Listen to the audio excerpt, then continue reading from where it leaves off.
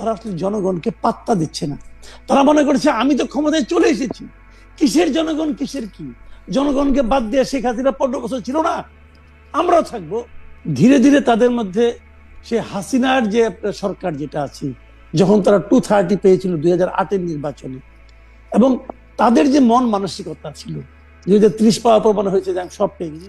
মানে আমাদের তো আসলে প্রতি বছর বছর আমরা আন্দোলন করব, সংগ্রাম করব, সরকার পরিবর্তন করব, সরকার ফেলে দেব, সেটা কিন্তু আপনি আমাকে বলেন যে আপনি আশাবাদী মানুষ, আপনি আশার জায়গাটা কি দেখেন এই সরকারে, এই সংসদে? আমি আমার কথা বলি, আমি কতগুলি মানে বাজে কথা ছাড়া কিছুই এই পর্যন্ত দেখতেছি না আসলে। খুবই আমি একটা কথা বলি, খুবই খুবই কি বলে, খুবই আদব কায়দার সাথে বাজে কথা দেখতেছি আমি। আচ্ছা আমি বলি, আমার অবজারভেশনটা বলি আপনাকে।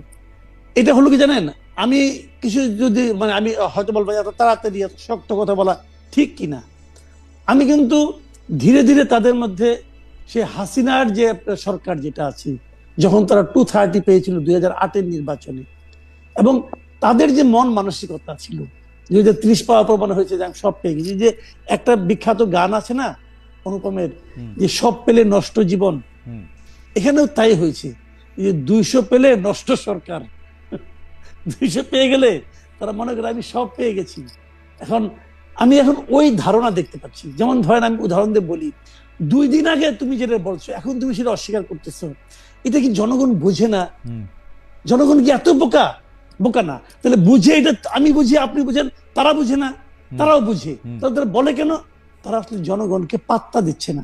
তারা মনে করছে আমি তো ক্ষমতায় চলে এসেছি, কিসের জনগণ কিসের কি, জনগণকে বাদ দিয়ে শেখ হাসিনা 15 বছর ছিল না, আমরাও থাকবো। তো 15 বছর থাকলে তো হয়ে গেল, আর কি লাগে? এই মানসিকতা তাদের কারো কারোর মধ্যে ভর করেছে কিনা আমার সন্দেহ হচ্ছে কিন্তু।